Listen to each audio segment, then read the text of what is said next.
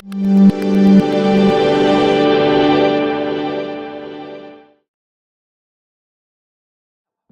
you so much, Adam and Lucy and everybody for being here today. And as I was getting ready to come up on the stage and listening to Catherine and Nithya, I thought, oh my God, obviously we're all on to something, because much of what they said are going to be themes that I'm going to raise as well. And I think that may be a testament to this moment in history and how women are feeling.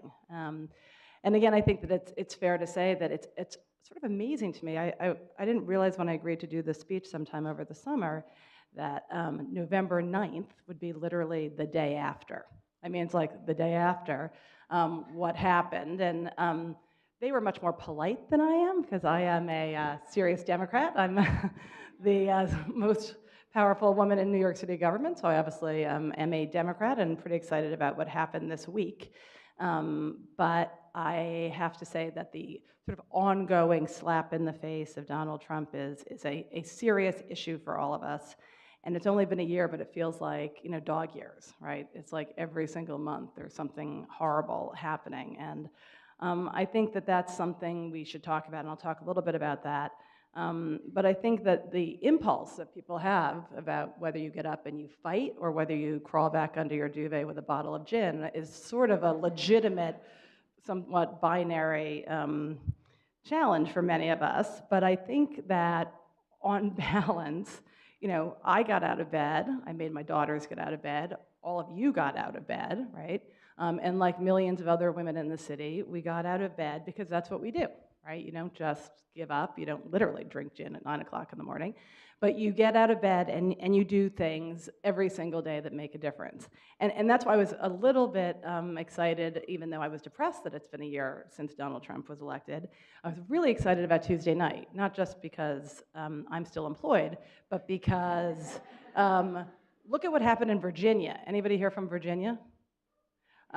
It's pretty unbelievable what happened down in Virginia, where 11 women of like every background, I mean, talk about diversity and inclusion, every background, including the first transgendered woman, knocked all these guys off their pedestals in Virginia.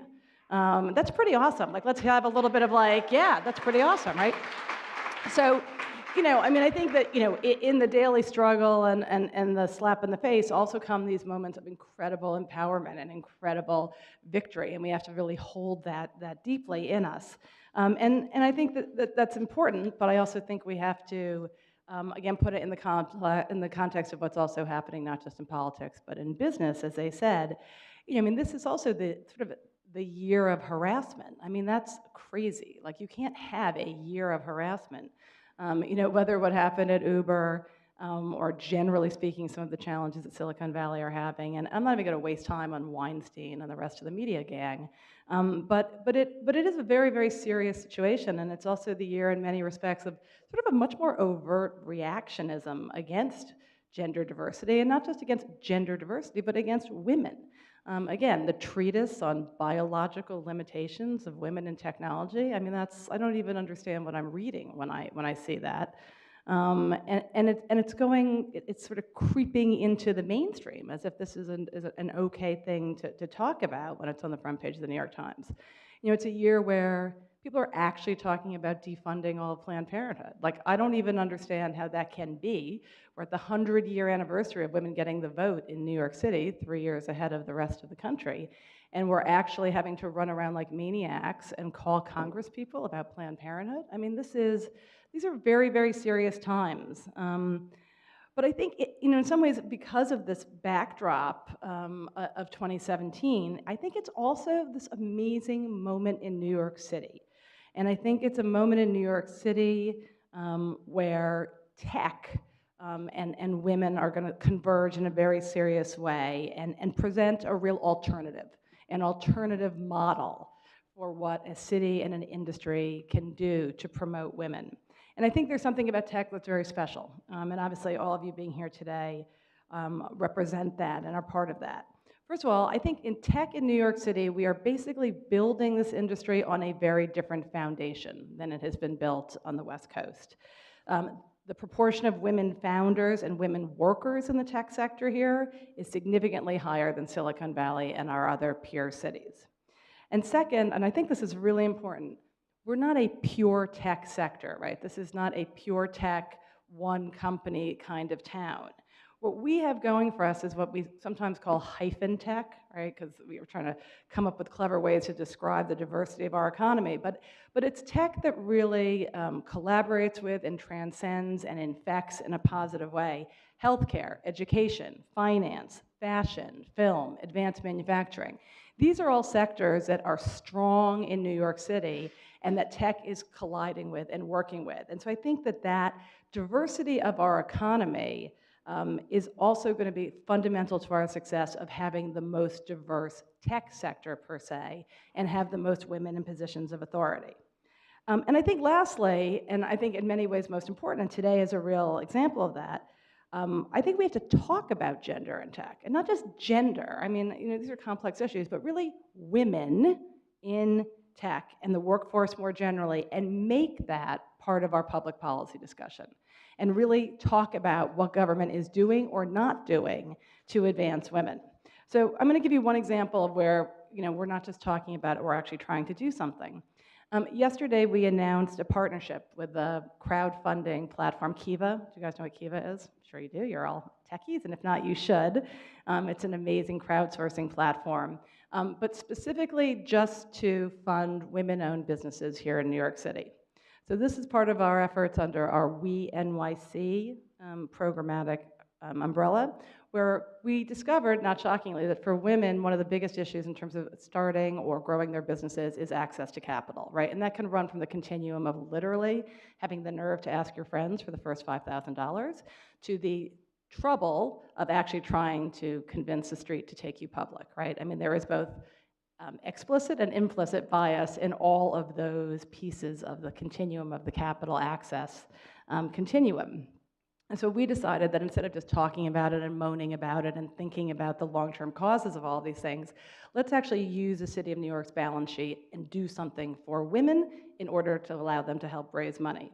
And so we're using our own public money to seed about 500 businesses in our first product in We NYC to allow women to crowdsource. So it's also a great example of how technology is going to be able to allow women to get more capital and then leaning in with the city. What a powerful combination, right?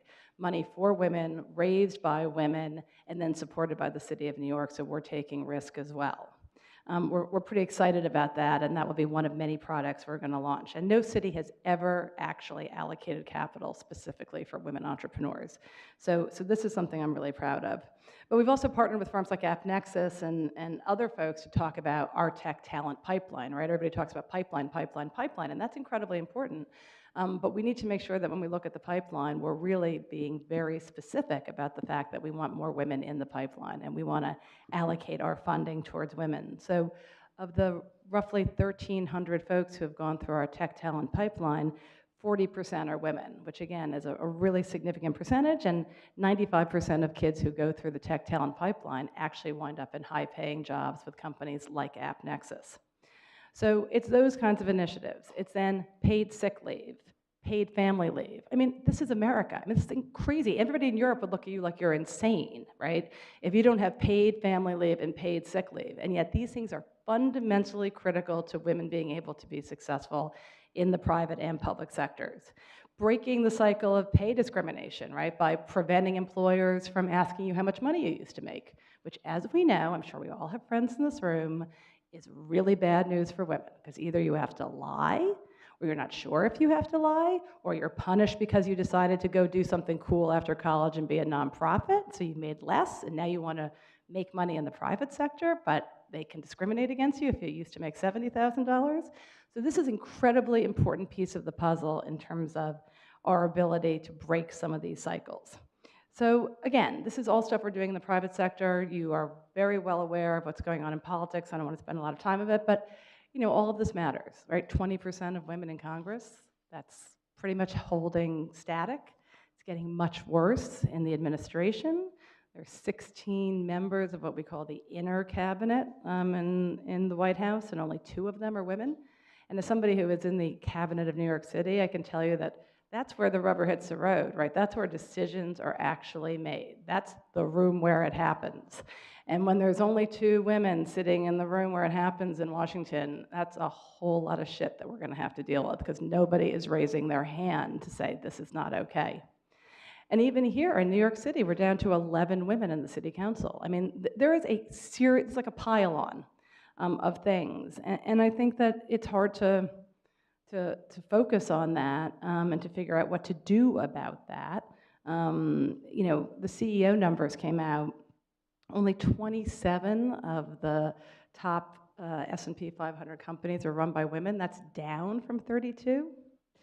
And so I think that we need to really think holistically about these problems, but I think we also have to focus on what we individually can do. And I just want to spend a few minutes on that because I think these discussions, again, often go to the level of abstraction and long-term game planning. But I think there are short-term things that we can do, and all of you hopefully here are going to be committed to doing them or you wouldn't be here today. For me, again, it's not an abstraction, it's what actually is power.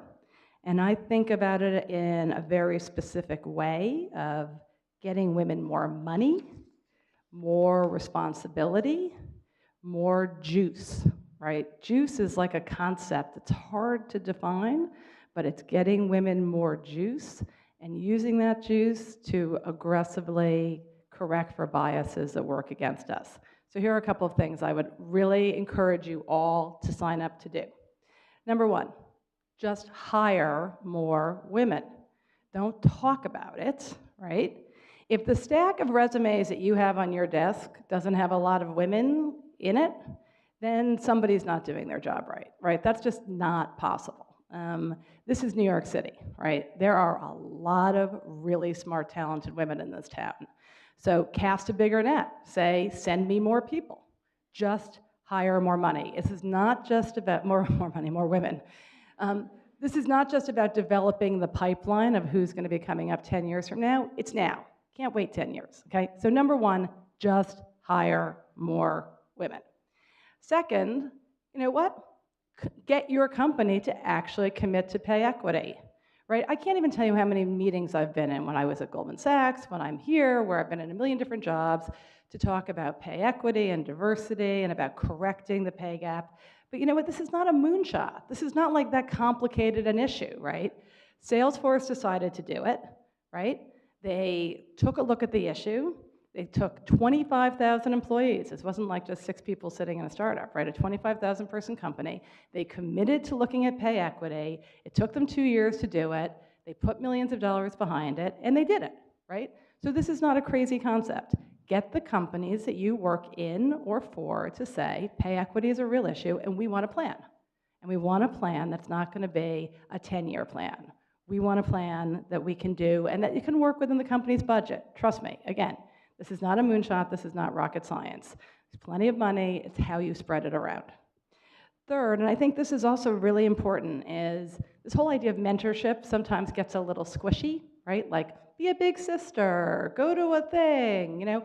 And those are all great, but I think in many ways, it's really about taking, you know, all of us are incredibly busy, but taking a time, right? Like whether it's every other week, to sit with some young woman who's in your group or who you met at some event, and actually giving her your full focus, right? Not just like checking the box on all of the things that many of us are asked to do.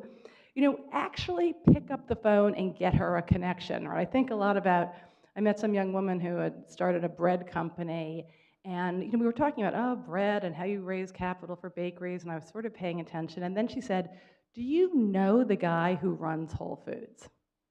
And I was like, yeah, I'm the deputy mayor of New York City. Of course I know the guy who runs Whole Foods. Like, he's in my Rolodex. Like, that's what I do. So that's what I did. I called him up, and she's on the shelves, right? So it's actually using your connections in a concrete way. And then do it also amongst yourselves, right? Don't just mentor down, mentor among yourselves. Get your juice from each other. It's incredibly important, I can't tell you. And that goes to the final thing, and I know I'm going to run out of time, but I think 2 things that are really important about how you all operate as well.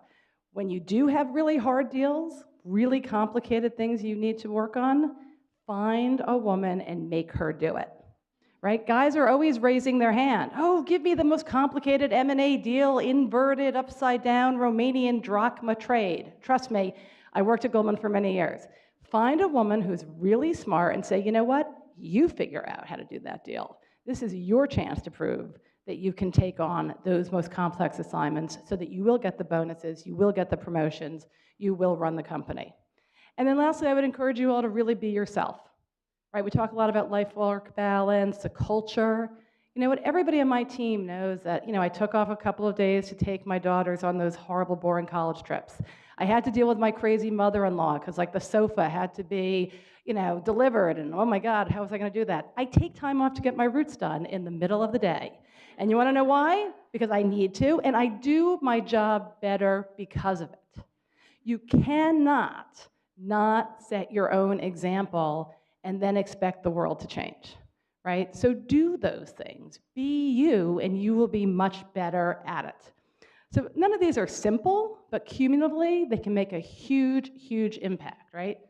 Run for office, do all these other things, but right now, you are all super smart, super connected, and super talented people in New York City in a moment in time where what you do can make a huge, huge difference for women. So don't sit back. Go be shit stirrers. Go stir it up, and it will make a huge difference, not just for yourself, but for generations to come. So thank you so much for being here today.